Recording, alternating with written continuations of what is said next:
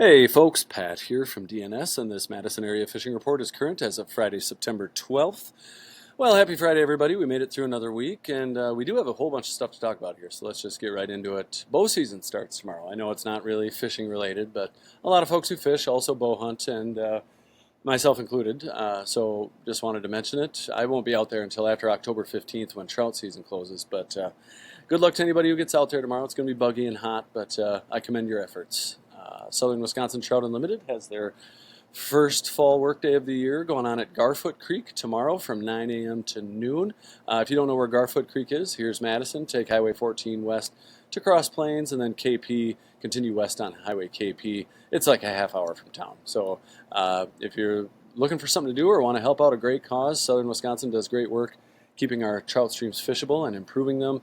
They're going to be right here where Garfoot Creek crosses KP and working on the section from the confluence of Garfoot and Black Earth up to where it crosses KP. So the farm right here, the landowners letting us park by their buildings. The landowners actually making sandwiches for everybody afterwards too. So these are great events. This is actually how I got introduced to Trout Unlimited and found out what a great group they are, which led to much more involvement over the years. But yeah. Swing down there 9 a.m. To noon tomorrow. It's a great opportunity to help out a resource and meet some folks that maybe have a lot of things in common. And Garfoot Creek's a super cool creek if you've never explored it. You got brook trout, brown trout in there, and it's great. So yeah, check that out. This also isn't really fishing related, but sometimes people ask me what I do with my dead bait. Sometimes I give it away if it's not frozen. Otherwise, sometimes I freeze it and give it away, sell it as cut bait. A lot of the big stuff, though, and the majority of the bait just gets frozen and thrown away, except for the big sucker minnows and larger minnows. I freeze those and donate them to the Dane County Humane Society, and they use those to feed some of the wildlife that they rehab there. So turtles, they've done a couple pelicans, and this is a cool story, at least for me, because it happened right in our backyard here at the shop in Warner Park. So there's an eagle's nest back there, has been for several years now. I actually monitored that nest for many years for the Madison Audubon Society. This year they had 3 eaglets in there. One of them wound up falling out and breaking its pelvis, maybe while trying to fly. Somebody rescued it and turned it in, and the Dane County Humane Society used my suckers and I'm sure some other food and stuff to rehab this bird. And so yeah, it's just kind of a cool release video they have posted here on their YouTube, and it's really great to see the eagle return to its family. And I've heard that the siblings and parents have greeted it back into their fold, and yeah, happy to be, even if it's just a small part of this eagle's success. So thanks, Dane County Humane Society. Shop news, don't have a lot going on. That's nothing really new. It's still friggin' frogging time, so get out there and throw a frog across the weeds. We're going to be talking a lot about weeds as we go through the report here, and also weeds on Weedlines and fishing Weedlines, and the Gene rig or the Monona rig is a great way to do that. So I'll be touching on a bunch of that as we go through the report. I don't have any posters on the door up front, so if you got an event that's fishing related, stop on in. We'll put up a poster for you. Or if it's Northside centric, also happy to promote those events. But yeah, I think that pretty much does it for shop news. We do have a couple tournaments in town this weekend. The Fall Muskie Tournament that is hosted by Capital City Chapter of Muskies Inc. is happening Saturday, tomorrow. That's a pretty well attended tournament. They're going to be launching out of Olin Park on Lake Monona or Lake Farm Park on Lake Wabisa. So if you're looking to fish those lakes, you might see a few more boats out there than normal and a few more people tossing gigantic lures trying to win that tournament. So good luck to everybody involved. I didn't see the tournament on the DNR site, but I think maybe because it's a catch and release tournament, they don't have to register it. But there was one other tournament that's registered for Sunday, and that's on the lower chain, so we're talking Monona, Wabisa, Kegonsa. But it's just 15 boats. It's the Prairie State Bassmasters, which is a club out of Illinois. So, yeah, those folks will be down there. You probably won't even notice them, though. Weather-wise, we had some gorgeous weather this last week with temps in the 60s and 70s, but slowly warming through the week and kind of topping out Sunday with temps in the upper 80s. So it's going to be warm this weekend. Looks like those temps continue into next week, but it starts to cool down towards the weekend. Should be nice by next weekend. The Mendota buoy is reading right now 66.9 degrees. So yeah, it's about a degree maybe lower than it was last week. So temps are coming down, but yeah, we've had some warmer days, and but the cool nights definitely help, and cooler water is definitely on the way. As far as water quality goes, the Dane County Public Health site isn't monitoring water quality anymore after Labor Day, so I just go off word of mouth, and the word on the street is it's not great. So Lake Mendota is experiencing a brown algae bloom similar to the one we had in the spring. It doesn't really affect things too much, but it's just kind of an off color. And that bloom, I think those blooms usually clear up pretty quick, but we'll see with this heat this weekend what's going to happen there. But the bigger news is the green algae on Lakes Monona, Wabisa, and Kegonsa. It sounds like Monona's in the best shape, but Wabisa's pretty gross, and I haven't heard anything off Kegonsa, but I imagine it's maybe grosser than Wabisa, but at least the same. So just a heads up there. That doesn't mean fishing is bad. The algae is really just on the top foot or two of water on the surface there. And the fishing below can still be great, but just wanted to give you a heads up that it might be a little gross and smelly out there this weekend. Generally speaking, around the chain, things are starting to change around town for the most part, but fish are still on outside weed edges, so that'll be your best bet for finding most species of fish on the Madison Chain. On the game fish side of things, we're starting to see the transition from crawlers to minnows with our large fatheads, and especially blacktail chubs working well for smallmouth bass and walleye.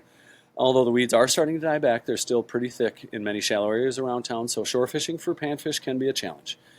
But if you can find pockets in the weeds or places where the weed cutters have been through, you can still find fish for sure. If you're in a boat, I'd start on an outside weed edge, although some gills are being found suspended over deep water and also congregating on mid-lake humps in good numbers.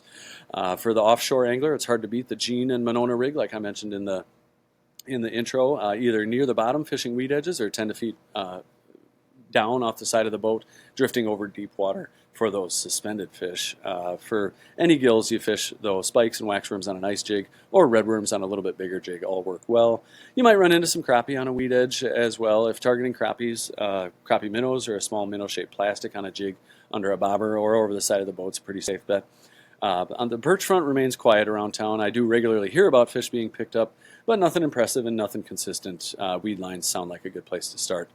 With redworms working well. For those fish, largemouth bass anglers have been doing well up shallow with any number of presentations, but again, with the weeds being thick, weedless plastics and topwater frogs are going to be your best bet there. Smallmouth bass are being found up shallow early and late in the day, but tend to hang out in deeper, cooler, rocky areas during the middle of the day. There again, any number of slower artificial presentations will work, but drop shotting, slip bobbering, or jigging a fathead minnow, blacktail chub, or crawler can be super effective. It sounds like the walleye bite around town has picked up compared to where it was last week. Walleye fishing from shore, though, has been tough all summer with the weeds and water temps being high, but I have heard about some fish being picked up at night. Especially on some of the breakwalls around town. So if you can get away from the weeds, you can find fish in shallow areas at night. Otherwise, if you're in a boat, work weedy, rocky shoreline breaks on shallow flats during the day and move up on those shallow flats during low light periods. Otherwise, working weed edges or right in the weeds on mid-lake humps has been producing some fish, but not as many as I feel like it should be anyway. No matter where you fish on the chain, on the live bait side of things, night crawlers are still working for the walleyes, but we are starting to see a shift towards minnows. If it's pike you're after, they'll grab just about any lure you throw at them, with weed lines being your best bet to start. Muskie action's been good now that the water's cooled down, and I regularly hear about some nice fish landed, although it seems to have slowed now, and I blame the green water. We're fishing a lot of top water these days, and if they can't see the bait, they're not going to eat it. But as for trout, area creeks are in great shape, and the trout are looking for hoppers. I'll get into more trout stuff in my Happy Fly Day feature like I do at the end of every report. Otherwise, up here on the north side on Cherokee, it's still very weedy up there, but the weeds are starting to come down a little bit, so it's getting better, but still topwater frog, weedless plastics are going to be your best bet if you're fishing by Cherokee Park. Otherwise, if you got a boat and can launch at the school road launch, get out in the main channel here, you can cast for bass, and you'll probably get a bunch of pike and some panfish up there too. Good panfish I've been hearing about down at the 113 bridge area, but you'll also hear about, a bass or a walleye or something that winds up cruising through there, but or catfish too. For the most part, though, catfish have moved out into the main lake and are just kind of cruising around out there. I hear about them all over the lake. Crawlers being most effective right now, but some folks are starting to get back to cut bait and stink bait as well. Like I said in the intro, the water on Mendota does have a little bit of a brown tint to it, but it's not really affecting the fishing too much, I don't think. Weedlines on Mendota, same as you're going to hear this a lot across the report. Weedlines are going to be your best bet to get a nice mixed bag of fish, especially bluegills. But I'm still hearing about good numbers of gills on mid-lake humps, so Dunn's Bar, Brearley Bar, Second Point, Commodore Bar are all pretty safe bets there. You might stumble into some crappies on the weed lines, but I don't hear about many, and the perch bite remains slow, with folks running into a few fish here and there on weed edges, but also out to as deep as 20 feet from the few folks I talk to. Largemouth bass are up shallow in the weeds, smallmouth bass, rocky shoreline areas, deeper rocky areas during the day. Like I said in the intro, the walleye have been in a slightly better mood lately, but I look to weed lines on rocky shoreline breaks, shallow flats when it's lower light times, but mid-lake humps have also been producing walleyes, but just not as much as they have been a couple weeks ago. Pike are pretty much everywhere. Just start on a weed edge, you'll likely find them. The Tenney Park breakwall has been producing a nice mixed bag of fish as it does. I'm still hearing about some gar cruising around down there. Below the lock and dam, it's spotty. Some days are good, some days are bad, but they do get good numbers of gills. Largemouth bass down there, and the occasional walleye. Tenney Park Lagoon's full of tiny bluegills. The area where the river dumps out here at Yahara Place Park can be a good spot. Heard about some walleyes being caught at night down there a little bit, so give that a look. Otherwise, down on Monona, kind of the same deal down there as all the lakes. If you can see the weed edge through the green water, you'll likely find gills. Otherwise, drifting out in the main lake is still producing some fish, and places like the rock pile down here or the mid-lake bar also have a lot of gills on them. It's a bluegill factory out there. Otherwise, for other species, there's still a good crappies being caught near dark off the Monona Terrace Wall. They are getting gills down there during the day and some walleyes down there after dark. Monona Bay is very, very green right now, but they have had weed cutters in there, so it should provide some decent casting, but I guess I can't really say what the fishing's like been down there because the water is super duper green. Lake Wingra, a bunch of tiny bluegills in there. I hear the weeds are starting to come down a little bit though, so bass fishing is a little more tolerable. Probably not good for muskies yet, just because of all the weeds, but there are muskie in there as well. And like I said, I haven't heard about many muskie this last week on Lake Monona, but they are out there and they are in a good mood because the water's cooler. Otherwise, panfish down in Turville Bay, Weechawuk Bay. If you can find a weed edge, you'll likely find fish down there. Pockets in the weeds too are a pretty safe bet. Down on Upper Mud, I haven't heard much off there, but if it's green down there, it's hard to fish very shallow water when the top foot and 2 feet of it is pure green. But the areas around the dredge hole are a pretty safe bet for panfish usually. Otherwise, on Lake Wabisa, same thing. It's very green down there, but if you can find a weed edge, you'll likely find panfish. Small or largemouth bass are in the shallow weeds. Haven't heard much in the musky front. I have heard about some walleyes coming off Wabisa lately. A lot of them coming from the kind of Bible Camp, Babcock area down here, Rockford Heights. Otherwise, out from Hog Island as well. But like I said, haven't heard of any muskie. The panfish bite down there remains good, but the green water is a bit of a problem. Down on Kegonsa, same deal down there. I assume the water down there is very green, but I haven't heard much in the way of reports specifically. Usually decent walleye action to be had off the state park down there. Otherwise, I guess that pretty much does it for around the chain. Down on the Rock River, the Indian Ford and Jefferson dams have been producing some catfish. Actually, more so the Jefferson Dam than Indian Ford, but any dam on any river is going to be a great spot to look for a nice mixed bag of fish. Otherwise, on Koshkonong, I wonder if they're real green down there. I know this lake is prone to getting green quick, but I haven't heard specifically, but I have heard about walleye and white bass being caught. Mostly trolling out in the main lake. I haven't heard about the crappie bite that they were getting in the river here between Fort and the lake a couple weeks ago, so I haven't heard much about that in a while. Otherwise, around the area, Beaver Dam Lake has a good catfish population up there. If you want to fill a cooler with catfish, head on up and do that. Otherwise, Devil's Lake. I've been hearing about a few trout out there. It's not quite fall where it's going to get hot and heavy, but we'll be there before we know it. Otherwise, down on the Wisconsin River, the river's running at its seasonal levels right now, so low. You're going to want to look for anywhere you can find any deeper water. So outside bends, you'll find some deeper water. Downstream sides of sandbars, below pylons, on bridges are great spots. You find wood along the shoreline, you're going to likely find, especially bass, love hanging out in there. But if you're fishing on the river and you want almost guaranteed to catch fish, any dam up and down the river is going to be a pretty safe bet. So you got Prairie du Sac Dam. Oh, and I forgot sturgeon season is open, and I've talked to several people that have been having some luck with those fish. The dams are great places to catch those. Just throw a gobble of crawlers on the bottom. Otherwise, Lake Wisconsin is fishing pretty well. The panfish in shallow bays out on the main lake.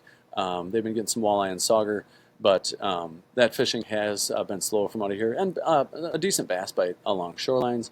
Otherwise, yeah, it's more of the same up the river. You can find some little bit deeper water. You're likely going to find fish. Fish dams for a nice mixed bag of fish. Castle Rock and Petenwell, same deal. Haven't heard much off the Mississippi River, although the folks at the Clements Barge in Genoa are saying that they're getting decent walleye starting to show up over there. So yeah, and that bite's only going to probably improve as we go into fall here. Speaking of fall, the salmon are starting to stack up in the Milwaukee harbors, and they've been getting them jigging out there, I know, and they are starting to move up the rivers. I've heard a few reports over there. I might be over there this weekend checking it out. I guess we'll see. But yeah, we're just, if they aren't in there now, we just need a little bit of rain and a little bit of cooler temps, and they're going to start pushing up, and it'll be full-on salmon rodeo for a couple weeks over there, which is obviously a super fun time of year. As far as trout fishing goes, like I said in the intro, creeks are fishing really well, and their streams are clear. It's really terrestrial time, but you know, you can't forget about hoppers and nymphs. Those will work any time of the year.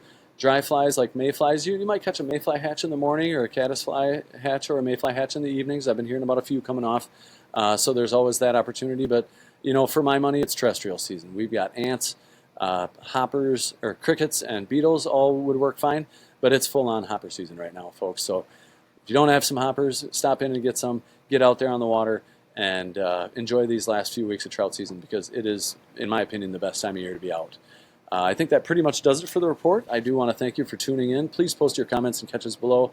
I really appreciate seeing those. If you want us to expand on anything, feel free to call the shop at 241-4225, and we can let you know what we're hearing in greater detail out there.